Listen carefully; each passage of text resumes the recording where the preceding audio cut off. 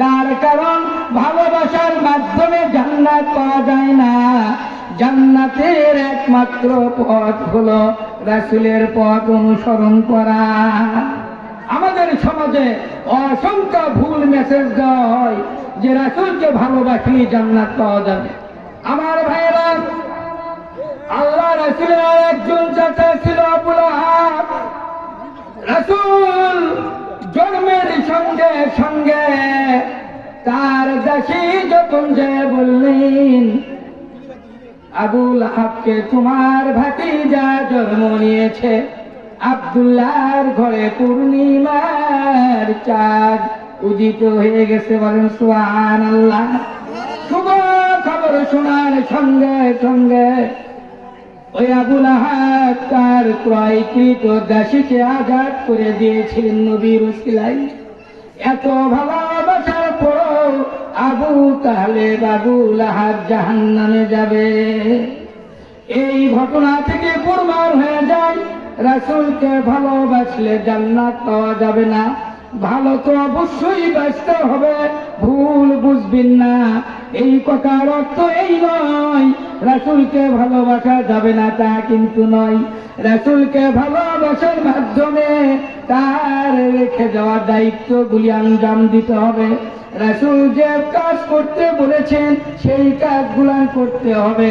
আমার আল্লাহ রাব্বুল আলামিন 29 পারার মধ্যে সূরা আল হাসরের 7 নম্বর আয়াত আমার আল্লাহ রাব্বুল আলামিন বলেন, মা আতাকুমুর রাসূলু ফাখুযুহু ওয়া মা নাহাকুম আনহু ফান্তাহু। আমার আল্লাহ কোরআনে কারিমার মধ্যে কোট করেন, আমার রাসূল যা তোমাদের জন্য নিয়ে এসেছেন তা তোমরা গ্রহণ করো। আমার রাসূল যে পথ দিয়ে চলেছেন সেই পথ তোমরা অনুসরণ করো। আমার রাসূল যে পথ দিয়ে চলতে নিষেধ করেছেন সেই কাজে তোমরা ধার দিও যে না। হাদিস শরীফ প্রমাণ করে আল্লাহর হাবিব বলেন, কুল্লু উম্মাতুন ইয়াদখুলুনাল জান্নাহ ইল্লা মান আবা। আমার তমাম উম্মতেরা জান্নাতের মধ্যে সরাসরি প্রবেশ করবে। এইবার আল্লাহ রাসূলের উম্মত হিসেবে আমরা যারা জিলেপি খাওয়ার, হালুয়া রুটি খাওয়ার অভ্যাস করে নিয়েছি, আমরা তো মুখে তাও দিয়ে বসে রয়েছি জান্নাত ঠেকাইতে। আমরা তো সবাই জান্নাতে যাব, কিন্তু আল্লাহ রাসূল হাদিস শরীফের শেষে বললেন, ইল্লা মান আবা,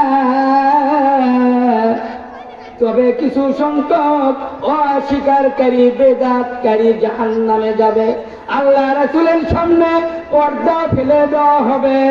আল্লাহ রাসূল সংক্ষেপে বলছি, আল্লাহ রাসূল যখন সিজদায় পড়ে কাঁদবে, ইয়া হাবলিল উম্মতি ইয়া হাবলিল উম্মতি, আল্লাহ রাব্বুল আলামিন জিবরাইলকে ডাক দিয়ে বলেন, রে জিবরাইল, আমার দোস্তের কান্না সহ্য হয় না। আমার দোস্তর কানে কানে বলে আয়, আমার দোস্ত কার জন্য সুপারিশ করতে চাই, আমি আল্লাহ রাব্বুল আলামিন তাকে জান্নাতে দিয়ে দেব। আল্লাহর হাবিব এক এক করে জান্নাতের জন্য তার উম্মতদের বাছাই করতে শুরু করবেন। হাদিসটি বর্ণনা করেছেন মা আয়েশা সিদ্দিকা রাদিয়াল্লাহু আনহুমা। আয়েশা সিদ্দিকা বলেন, ইয়া রাসূলুল্লাহ, কাল কিয়ামতের দিন মহাশরের ময়দানে লক্ষ লক্ষ কোটি কোটি উম্মতের মধ্যে আপনার জান্নাতি উম্মতদের আপনি কেমনে চিনে নিবেন? আল্লাহর হাবিব বলেন, ও আয়েশা, 1 লক্ষ লাল উট যদি এক জায়গায় করা হয়, 1 লক্ষ লাল ঘোড়া যদি এক জায়গায় করা হয়, রে আয়েশা, ওই ঘোড়াগুলির মধ্যে সব ঘোড়া যদি লাল হয়, একটা ঘোড়ার কল্লা যদি সাদা হয়ে যায়, তুমি আয়েশা বলো সাদা কল্লাওয়ালা ঘোড়া তুমি বেছে নিতে পারবে কিনা? আমার ভাইরা, আল্লাহর হাবিবের স্ত্রী আম্মা জান আয়েশা সিদ্দিকা বলেন, ইয়া রাসূলুল্লাহ, সব ঘোড়ার কালার যদি লাল হয়ে যায়, একটা ঘোড়ার কাল্লা যদি সাদা হয়, অবশ্যই আমি ওই কাল্লাওয়ালা ঘোড়া বেছে নিতে পারবো। আল্লাহর হাবিব বলেন, যে বান্দারা, যে উম্মতেরা আমার আল্লাহর ভয়ে আমি রাসূলের পথ অনুসরণ করে 5 ওয়াক্ত নামাজ জামাতের সহিত কায়েম করেছিল, এই কনকনে মাঘ মাসের শীতের মধ্যে শীতকে উপেক্ষা করে যারা ওযু বানায় তাহাজ্জুদে দাঁড়ায় ছিল, ওই বান্দাদের আমার এই মধ্যে ওযুর জায়গাগুলি নূরে উজ্জ্বল হয়ে যাবে। বলেন সুবহানাল্লাহ। কিয়ামতে মুমিনগণের ওযুর জায়গা যত নূরে উজ্জ্বল হইবে, সে সব দীপ্ত চাঁদের মতো। বলেন সুবহানাল্লাহ। ও আয়েশা রে, আমি ওই নূরওয়ালা কপাল দেখে দেখে আমার উম্মতদের জান্নাতের দিকে নিয়ে যাব। বলেন সুবহানাল্লাহ। আমার ভাইরা, এই জন্য বলছিলাম, রাসূলের কথাই মহব্বত করতে হয় না, শুধু মহব্বতের পাশাপাশি রাসূলের জন্য জীবন দেওয়ার জন্য রেডি হতে হবে।